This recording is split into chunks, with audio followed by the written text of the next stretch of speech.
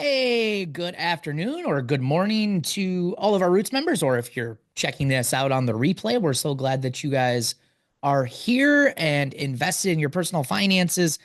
This is crazy enough our last meetup of winter session, which is great news because it's no longer winter and spring is here and weather is getting warmer. So we're really, really excited about that. But we got a couple of announcements as we get started just in regards to winter session coming to an end and spring session getting started here in just a few weeks. So make sure you take note of the dates here coming up. But first, just want to welcome you guys to the live meetup today. Amber may not be with us here today because she was having some power outages. So I might have to pause and just make sure I'm letting everybody in that needs to be in the meeting. So if I got to take a second, just bear with me here a little bit. So as I said, welcome everyone to the meetup. Remember that these live meetups are a great way for you to stay on target, receive accountability, learn even more about personal finance, and most importantly, we are here to celebrate and recognize all of the amazing wins that you guys are getting and all the progress that you're making towards reaching your financial goals, whether that be saving more money, getting out of debt, reducing financial stress. We've had a lot of people posting lately in the community, sending emails. It's been great to see, especially some of those people that posted here what you've been able to accomplish over the last 90 days. It's pretty awesome. I'm excited for you guys. Feeling better, stress is better, saving money, paying down debt, which is what we're all about here. So it's been cool to be able to see you guys making and getting some great wins. So as I mentioned with the announcements, our next meetup, take note, is going to be April 15th. So that's going to be a Tuesday night. This is going to be the very first meetup of spring session. So if you are let's say a new member to Roots, you've joined here recently, or you're someone who maybe, fell off the wagon a little bit, you want to get back and recommitted.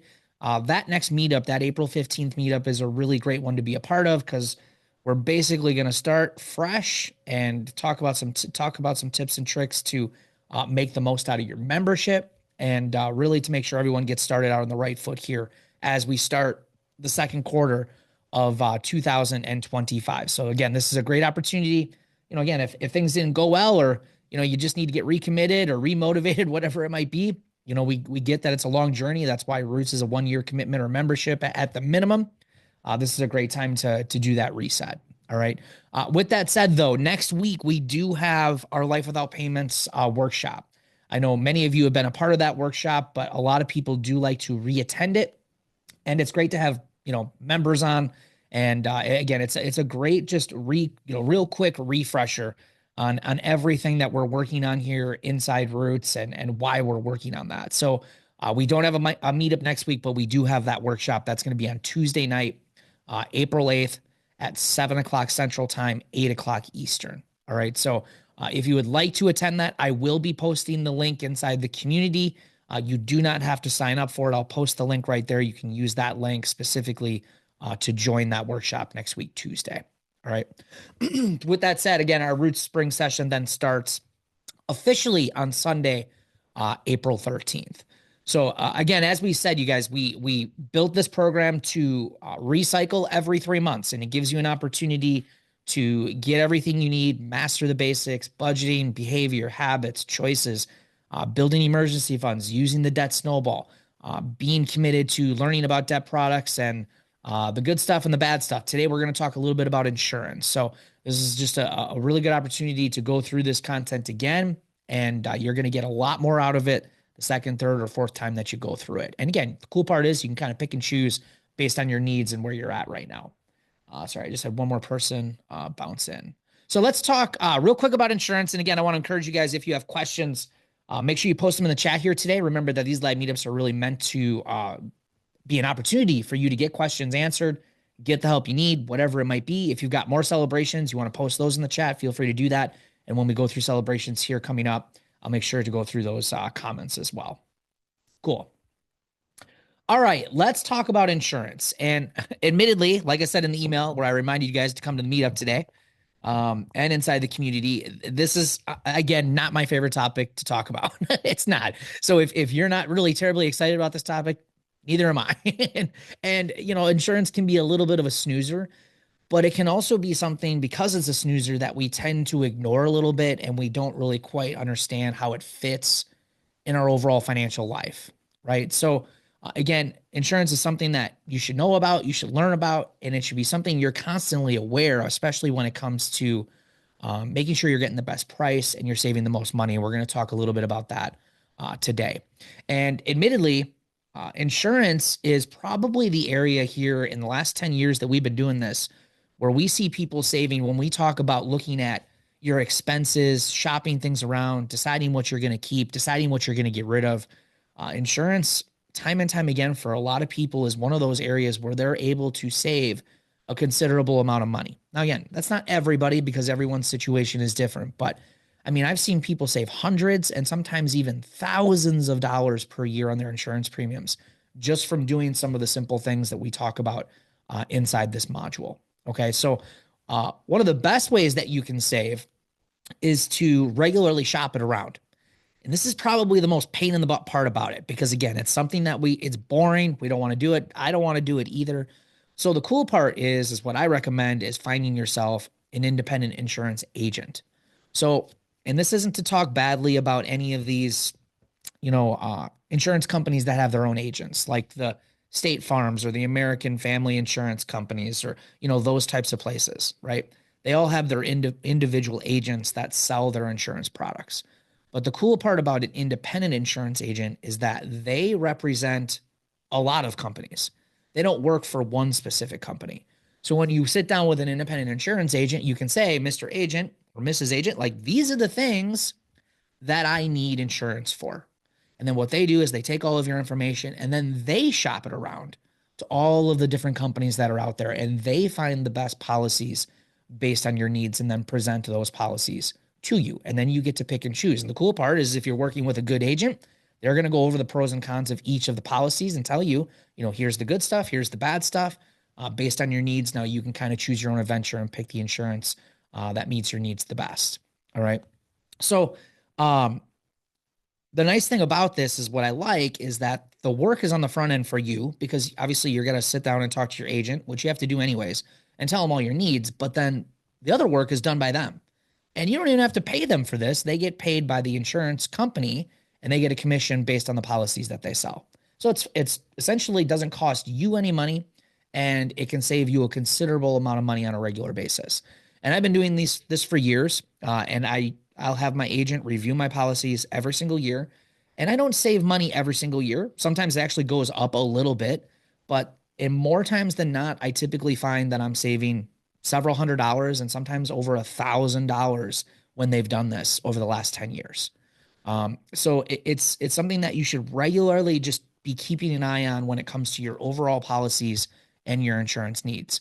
And the more you shop it around, the more you look around, and again, I get everyone's situation is different. Like especially if you're someone who lives in Florida or like a major natural disaster area, where there's potential and risk involved. Like I get that this might not be applicable to some of those different regions based on where you live, but for a lot of people, this can be something that can save a lot. And the other ways to save too is remember that insurance in itself is a transfer of risk. You're paying the insurance company money to take on your risk. Like, hey, I have this car, it has value, but if something were to happen to that car, I don't have the money to replace it. So I want you to take on that risk. And so they're taking on that risk and you're paying a premium for that risk, right? So the more risk they take, the more money you have to pay them, right? So your premiums are higher. So the cool part is as your finances improve, you can consider taking on more of the risk yourself, meaning you're going to have higher deductibles. So, a lot of people who have car insurance typically have like a $250 or a $500 deductible because a lot of people don't have savings. 63% of people can't handle an emergency fund, or I'm sorry, handle an emergency that's $500 or more without going into debt. So a lot of people who live paycheck to paycheck will have a much smaller deductible, but their premiums are higher, right? Whereas you become much better with your finances, your cash flow improves, you're building your emergency fund, you can consider saying like, hey, if something were to happen, I could take on more of that risk now because I'm improving, getting out of debt, I've got more money, and I can take on more of the risk, which means that your premiums are going to go down, which means that you can save a lot more money, right? The other thing too you want to consider is we talk about, especially in the budgeting module and the saving module, about this whole idea of creating a habit of saving. Every year, I save nearly 10% on my insurance premiums just because I pay them once a year instead of paying them monthly or quarterly or biannual. I just pay them once a year. And because I do that, I am saving 10% of my premiums. But all I'm doing is I'm still budgeting for it every single month. But instead of sending it to the insurance company, I send it to my high yield savings account, which also makes me money as it sits in that account all year. And then when it's time to pay the premium, I pull that money out and I pay the insurance company. So you can kind of see as time goes on, as your finances improve, as your cash flow improves, as you pay off debt, you can start building more of these sinking funds and these things into your budget on a monthly basis and putting that money aside. And that way you can not only get the advantage of paying in full, right? But you can also get the advantage of making interest on your money while it sits there all year, waiting for you to pay a bill, right? So just some things to think about as you're starting to improve your finances. And again, you want to keep that in mind too with like risk that, everyone's risk level is going to be a little bit different. So changing your deductible, especially as you're first getting started, may not be something you do right away. It wasn't something I did. But, today my deductible on my home is several thousands of dollars. And because I have a savings account, if something were to happen, I can take on more risk, which makes our premiums much smaller. So again, all things that you want to consider as your finances improve. So I just want to go down the quick rundown. We go through all of this in huge detail inside the module of insurance, right? And I hope some of you have gone through it. And again, I get some of it can get a little bit, like you're part of an insurance seminar, right? Nobody wants to do that, but all really good information for you guys. Okay. So number one, make sure this would be on my to-do list. If you do not have it, is to make sure you go out and at least get yourself some life insurance. Last statistic I heard was right around 40% of people in the United States don't have a life insurance policy. Now I understand based on health and based on medical, reasons, there might be some reasons why you may not be able to get life insurance. But if you're not one of those people, this needs to be on your to-do list, especially if number one, you have anybody in your life that depends on your income. So if you have a spouse or a partner that depends on your income to help with bills, pay the mortgage and, all the stuff that you do on a daily basis, if you're no longer here, your income's not here. You need something to replace that. That's what life insurance is for. Also, if you have children, right? If you've got kids, many of you know I lost my spouse several years ago. I'm not able to do the same things that I was able to do when you have a spouse. Like I need more help with my kids. I have to sometimes have someone come in and clean our house because I'm just so busy with two kids as a single dad doing all the stuff on my own. Having something on the back like a life insurance policy and money in a savings account allows me to do and help with a lot of those things. Like home maintenance, even going through that period of my life, when things needed to be repaired in the house, things that I could physically and had the knowledge to do, I just didn't have the time to do it anymore. So I had to pay somebody to come in and do some of that work, right? So you got to think about that. Like if something were to happen to me and my spouse or partner, or even just my kids, who's going to help them or who's going to take care of them? And that's what you want to think about life insurance for. And a lot of people will say, well, I don't really care, but I don't really need life insurance. I'm not going to be here anymore. Well, it's not for you because you ain't here anymore, right? It's for the people that you leave behind. And that's the way you want to think about it. This is the support I'm going to leave behind if something were to happen to me. So that way they don't have to worry and stress so much about money. And guys, as a financial coach, I've seen this plenty of times where a spouse or partner passes away without life insurance. And now that single person now has to live on one income and handle all the bills that two people used to handle. I gotta tell you, it's not a great place to be. And these people suffer even more along with the grief and the loss of the person that they lost. It's unbearable. So if you don't have this, think about these things because this stuff happens and you need to have a plan for it. Okay. Now I'm going to talk about some other life insurance policies here coming up, but typically I just recommend getting a term life insurance policy. Very inexpensive for most people, depending again on your health and your age, but very manageable as far as fitting into a normal budget. I believe, especially as you're first getting started, this satisfies the life insurance need. It takes care of it, and it takes care of it usually at the cheapest cost possible. All right. Obviously, homeowners and rental insurance, make sure, I mean, obviously, if you own a home and it has a mortgage, you're required to have homeowners insurance.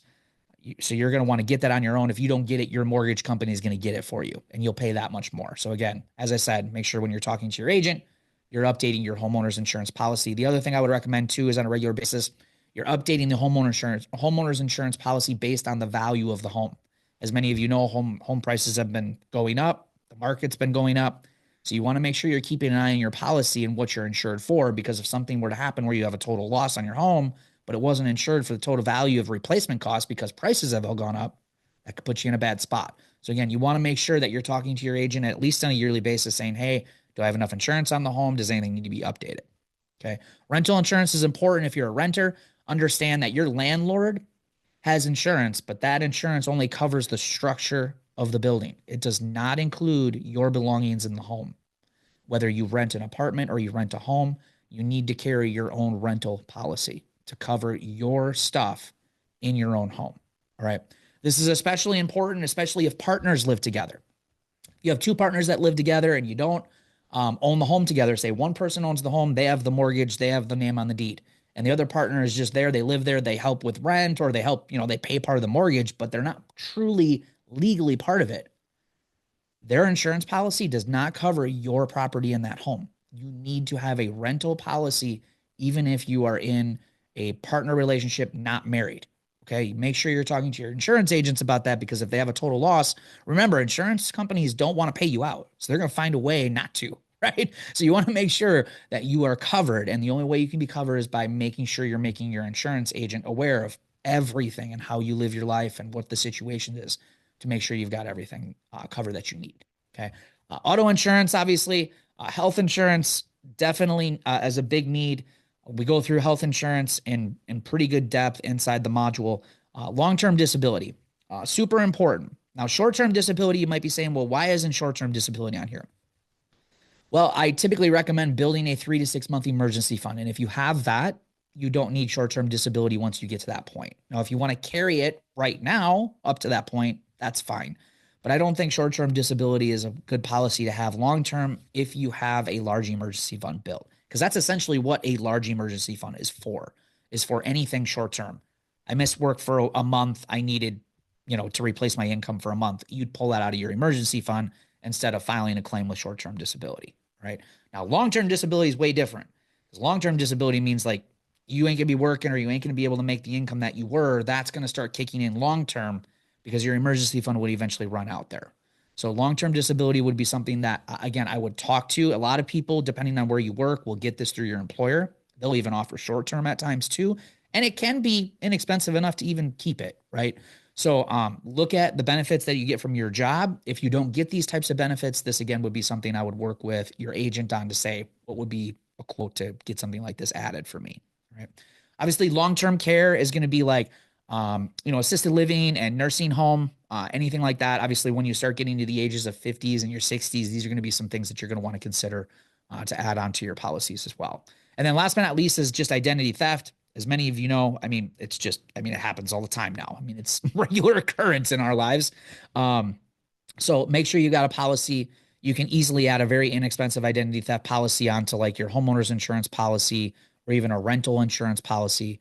And you just want to make sure you understand what they cover in case you have any sort of identity theft and they have to, go back and clean up things. Do you have to do it and then they reimburse you, or do they hire a company to do it? I typically recommend have them do it all. Don't you do it, but have them do it all. And make sure you get the policy where they do all the work to clean up the back end, whether it be credit score stuff or anything like that. Okay. If you have questions about any of these, you can post them in the chat. And then insurances that I would question or at least just look a little closer at so we talked about life insurance. I recommended term. I would definitely look closely at whole life insurance or like universal life insurance. Now, I don't hate these. I can't say I hate them. I'm just not a big fan of them, because typically most people who get these, they were sold to them with this great idea that you get a savings along with the insurance policy. And these are typically much more expensive than a term life insurance policy. All right. Also, when it comes to things like investing, so when you buy a whole life insurance policy or a universal life insurance policy, you're buying two things. You're essentially buying the life insurance, right? But you're also buying a savings plan where the insurance company will then take and invest that money, right? And you have savings or cash value, is what they call it. Um, I like to have the control over my savings and where it's being invested. I like to have all the control. And if you look at brokerage fees and management fees, those fees can get really, really expensive. Whereas opposed to if I did it individually by myself, I went to a place like Schwab or Vanguard and I put that money in myself, I'm paying a much smaller management fee, sometimes less than 1%, and crazy inexpensive to invest it. So me, I say, just give me the term life insurance policy. I'll keep the savings for myself and I'll be diligent and put it in my own investment account. That's where you need to be diligent, though, is you've got to do that in order for it to make sense, right? Some of the value, though, here, there is some value with some of these policies. Number one, whole life insurance policy, universal life, have a maturity date, meaning that once they mature, you have it for life. It's yours. It doesn't go away. Term life has a term. So you could buy 10-year term. So that means you have insurance for 10 years. Once the 10 years is up, you no longer have insurance. You have to renew. You could buy a 20-year term. You could buy a 30-year term, but it's for a term, right? So again, there might be some value with whole life insurance or universal life insurance where if, like, for instance, you have a special needs child, you eventually pass away, you could will that money or that policy to them. Like there are some benefits based on certain situations. But I will say for the overall majority of people out there, term life insurance gets the job done. And you might ask, well, Brad, if the insurance runs out, like if my term insurance runs out, like what happens then? Well, ideally, by the time you get to that point in your life, you hopefully have no debt because you're working on that now. You have a large emergency fund. Hopefully, your home would be paid off very soon, if not already. You wouldn't necessarily need to have a huge life insurance policy anymore because you're self-insured essentially. You've been investing, right? So you basically get to the point where it's like if something happens to me, whoever I leave behind gets all the money that I have, which essentially would be kind of like that policy, right? But when most people are living paycheck to paycheck, they don't have anything to leave behind. They have no savings, there's no investments, there's not really much there for the other person to take over and still live a comfortable life. Okay. So hopefully that makes sense as far as the idea between term, whole life, universal. And again, if you got questions, again, these are great questions to ask your insurance agent too. And by the way, as a little side note, an insurance agent will always sell these policies more than term because they make more money on them. So if they start with that, already know it, right? Ask the proper questions. Why do I need this versus term? And then just make the right decision for yourself. Phone and device insurance. Again, this is up to you. I personally don't do this. I feel like if I'm buying a phone that I can't replace, if it's broken, I have too expensive of a phone or a device, right? I'm not going to do that. Credit life is basically an insurance policy against any debt you have, which is basically what life insurance is, right? So you don't necessarily need that. You don't need like an insurance policy to pay off your debt. That would be what a life insurance policy would cover if it kicked in. Prepaid burial policies, I'm not a big fan of these. Don't recommend them. Number one, if the funeral home or wherever you're planning on being buried and all that, if they go out of business, there goes your prepaid burial policy, right? That's a little bit of a risk there. Other reason I don't like it is because I would like to take my own money and put it into my own investment account and let that build for me. And what they're going to do is take your money and invest it, and they're going to keep the interest. You can do the same thing, invest your own money, and you get to keep the interest. And you're going to have a heck of a lot more money if something happens, if you do pass away, where your family's going to have no problem with burying you and taking care of whatever it is that you need. Also, I have had some debates with some individuals on this. They say, well, life insurance isn't going to kick in fast enough to pay any sort of funeral arrangements or funeral costs or anything like that. That is total crap. Insurance companies will work with funeral homes and everything to pay out of the insurance policy any needs that are met, even within a week of the death.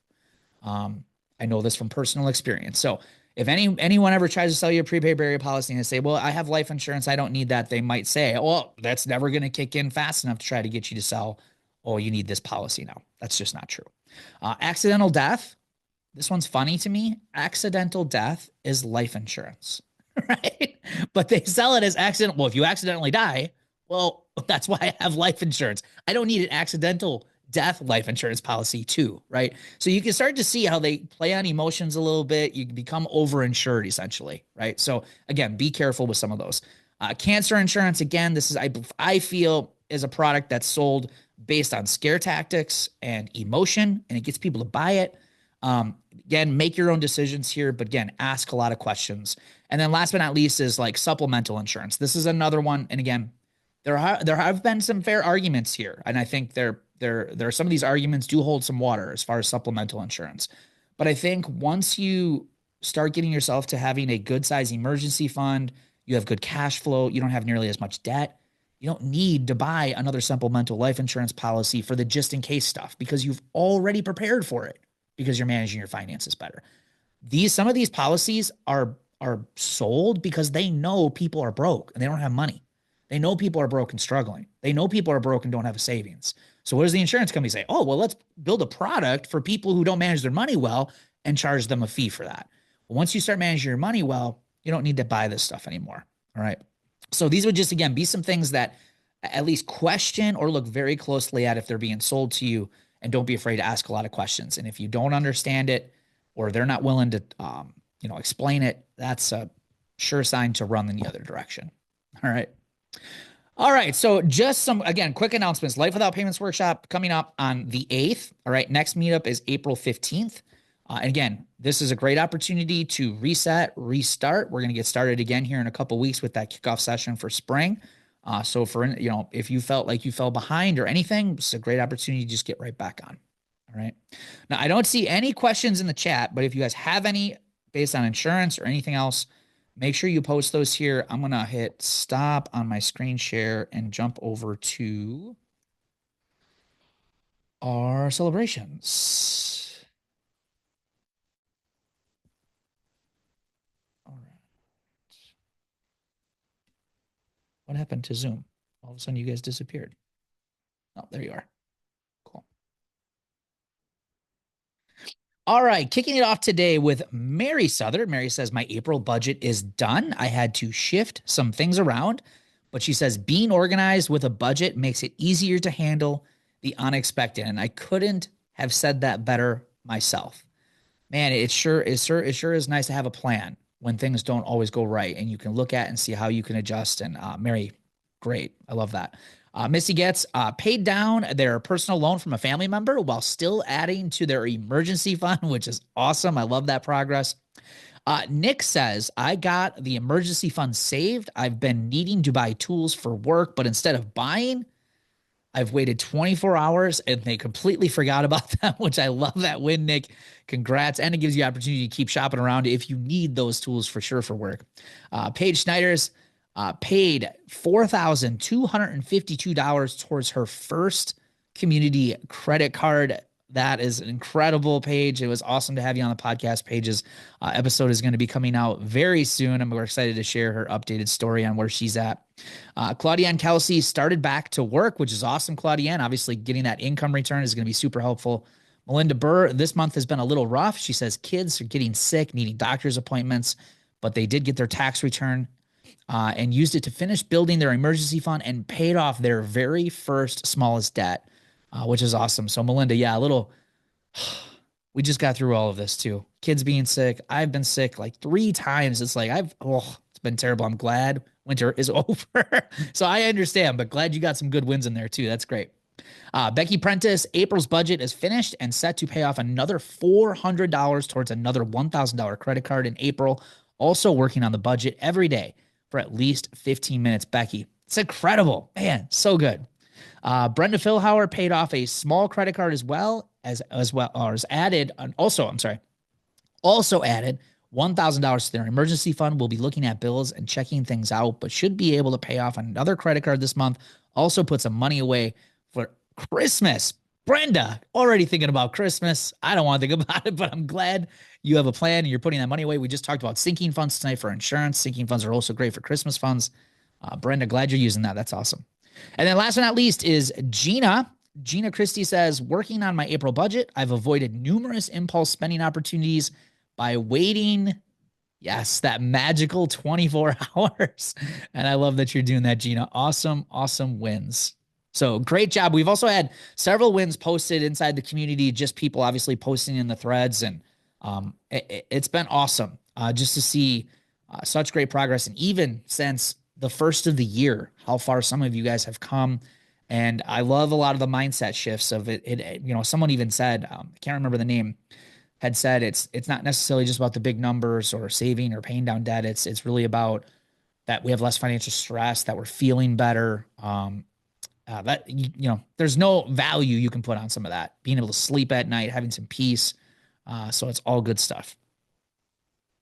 All right, guys. That is the end of the meetup today. I'm just going to stick around if anyone has any additional questions.